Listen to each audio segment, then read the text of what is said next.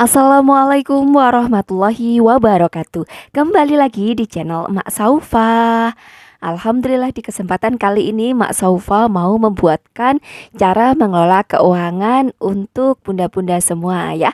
Semoga vlog Mak kali ini bisa menginspirasi bunda-bunda semua dan juga bisa bermanfaat. Kali ini Mak Saufa mau membahas pertanyaan dari seorang bunda ya di komen postingan Mak Saufa. Jadi untuk bunda-bunda yang memiliki pertanyaan silahkan komen aja ya di postingan emak ya. Di postingan emak. Kalau yang di postingan emak itu insya Allah akan emak dahulukan. Soalnya emak nggak perlu scroll-scroll gitu loh bun ya. Jadi silahkan kalau bunda-bunda ada pertanyaan mengenai budgeting, silahkan komen aja di postingan emak ya. Jadi emak udah ada tuh kan pertanyaan. Silahkan yang mau nulis pertanyaan budgeting di sini gitu ya. Nah, oke. Assalamualaikum Mak Saufa. Waalaikumsalam warahmatullahi wabarakatuh. Saya ibu rumah tangga punya dua anak SMA dan SD. Saya bekerja serabutan, yang mana setiap bulan gaji saya kumpulkan total 1.200.000. Suami saya nelayan, yang mana pulangnya 6 bulan sekali dengan gaji 8 juta. Nah, pasca buat rumah, saya punya hutang 20 juta yang saat ini belum kunjung lunas. Saya mau minta tolong gimana caranya dengan penghasilan saya tiap bulan agar bisa hutang saya berkurang sampai lunas, sedangkan kebutuhan semakin membengkak. Terima kasih. Oke, di sini Mak Saufa bukanlah seorang pakar ekonomi, tapi minimal Mak Saufa akan ngebantu Bunda dalam mengelola keuangannya ya Bun ya. Nah, di sini setelah Emak rinci untuk kebutuhannya, di sini yang pertama akan Emak bagi menjadi dua, yaitu yang pertama penghasilan istri. Jadi karena ini dapatnya itu berbeda-beda, maka akan budgetingnya emak bedakan juga ya bun ya, karena yang untuk si istri ini dapatnya setiap bulan, sedangkan untuk si suaminya dapatnya 6 bulan sekali. Nah, penghasilan istri di sini adalah 1.200.000. Di sini akan emak pakai metode 60 20 15 5. Jadi ini adalah sebuah metode ya, dan untuk metodenya itu gimana kita bisa sesuaikan aja dengan ini ya kondisi kita masing-masing kayak gitu. Jadi Bunda bisa aja pakai metode apa aja asalkan itu bisa sesuai dan bisa membuat keuangan Bunda ini semakin baik kayak gitu. Oke, yang pertama 60% adalah untuk kebutuhan. Nah, kebutuhan di sini adalah untuk kebutuhan Bunda sehari-hari. Selanjutnya 20%-nya untuk kewajiban. Di sini bisa untuk bayar sekolah, terus dan lain sebagainya atau uang saku anak-anak. Nah, yang ketiga untuk 15%-nya adalah tabungan dan 5%-nya lagi untuk sedekah atau kegiatan sosial. Kegiatan sosial di sini seperti kondangan, menengok orang sakit, terus dan lain sebagainya ya, kayak gitu. Biasanya kan kita suka ada tuh ya, kayak celengan masjid dan lain sebagainya, kita bisa ambil dari situ. 60% untuk kebutuhan di sini adalah Rp720.000. 20%-nya untuk kewajiban yaitu Rp240.000. Nah, 15%-nya tabungan adalah Rp180.000. 5%-nya untuk sedekah yaitu Rp60.000. Ini untuk mengelola penghasilan istri. Nah, pastinya Bunda, Mak, belum ini belum itu. Oke. Karena ini belum mengelola penghasilan suami juga. Jadi untuk sementara penghasilan istri ini untuk kebutuhan, terus untuk kayak uang saku anak ya, masuk ke kewajiban, terus untuk tabungannya. Karena di sini kan jauh dari suami ya, jadi sebisa mungkin punya tabungan. Nah, 5%-nya untuk sedekah.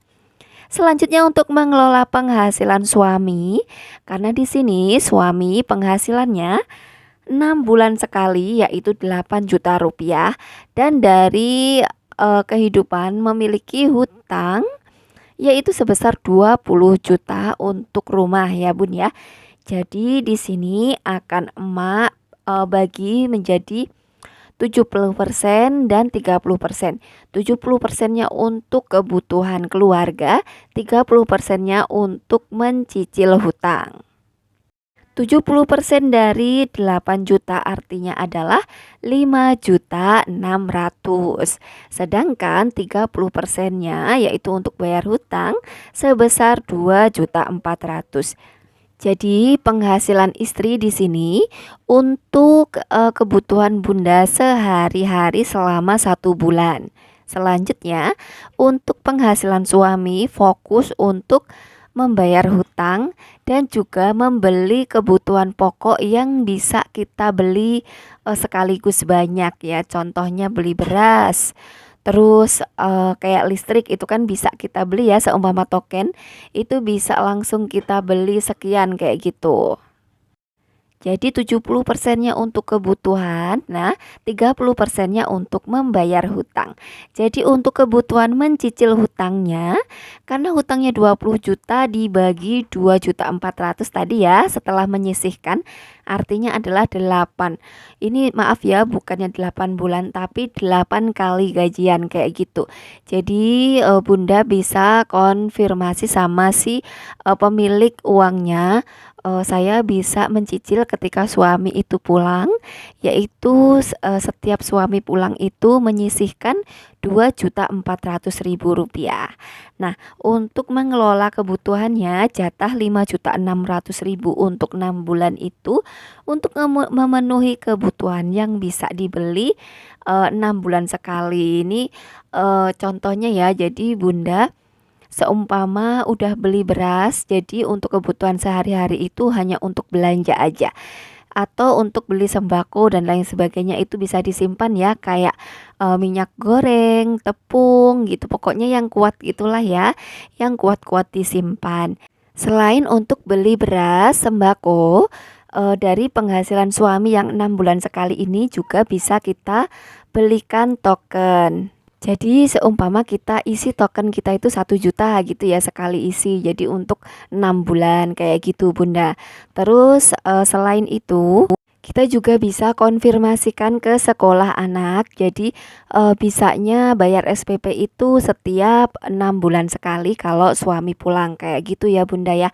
Jadi untuk jatah dari suami yang 6 bulan sekali itu Bunda gunakan atau manfaatkan untuk kebutuhan jangka panjang, kebutuhan yang bisa dibeli sekaligus banyak, dan jangan lupa juga ada sebagian yang disimpan karena kalau pas suami nggak ada kita butuh tenaga untuk kayak benerin genteng dan lain sebagainya kayak gitu, pastikan nyuruh orang gitu ya, jadi butuh dana darurat yang lebih gitu. Jadi jangan lupa juga untuk disisihkan.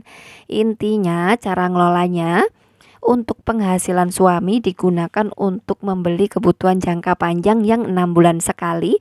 Nah, untuk sehari-hari pakai penghasilan istri. Jangan lupa juga untuk mencicil hutangnya. Jadi 8 juta dari suami setiap 6 bulan sekali untuk bayar hutang yang pertama, yang kedua untuk membeli sembako, bayar listrik, terus bayar SPP anak-anak dan lain sebagainya, dan sebagian ada juga yang harus ditabung kayak gitu ya Bunda ya. Semoga saran dari emak ini bisa ngebantu Bunda semua. Mudah-mudahan vlog emak kali ini bisa menginspirasi bunda-bunda semua dan juga bisa bermanfaat. Mohon maaf apabila Mak Saufa ada salah-salah kata. Terima kasih dan wassalamualaikum warahmatullahi wabarakatuh.